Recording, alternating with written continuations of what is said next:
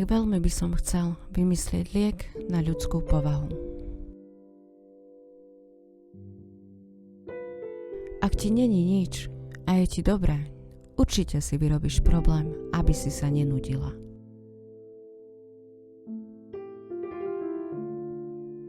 Vzdelanie je snažiť sa pozdvihnúť srdce a myseľ k Bohu.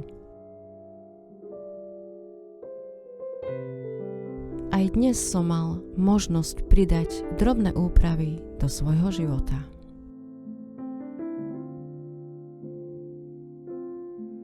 Dostal som viac času na to, aby som renovoval svoj život.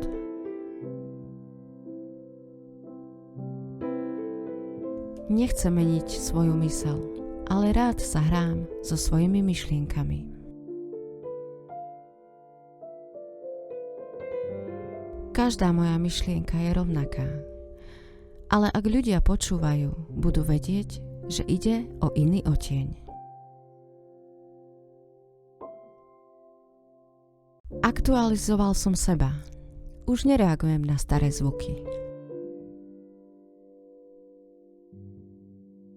Všetky moje nové myšlienky sú veľmi špeciálne a som s nimi veľmi spokojný.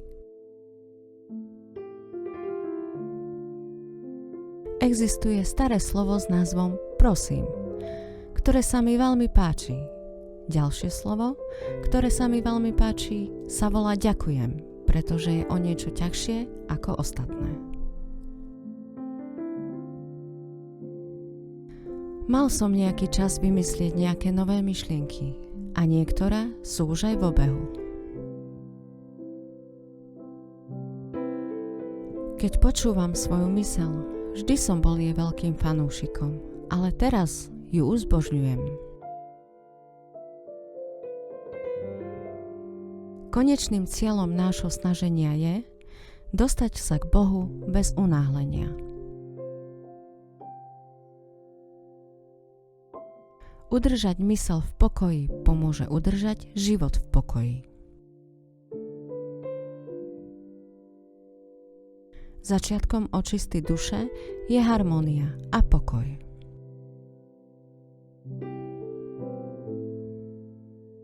Tí, ktorí môžu a neobliekajú nahých, nech nezabudnú, tiež pôjdu na onen svet nahý.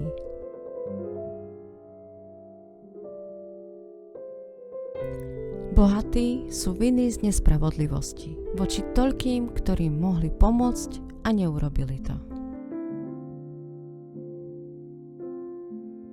Kto druhého vyzlieka z oblečenia, sám zostane bez šiat.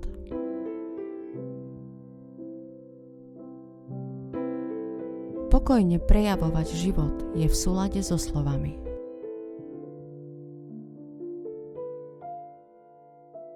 Zlé duše rozdávajú zlé rady.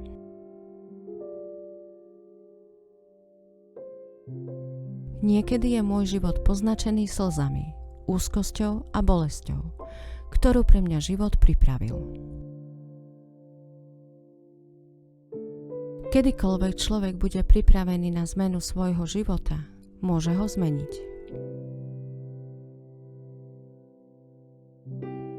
Ak je váš život bez problémov, pravdepodobne nežijete. Nemíňajte život naháňaním ľudí, ktorí s vami nechcú byť.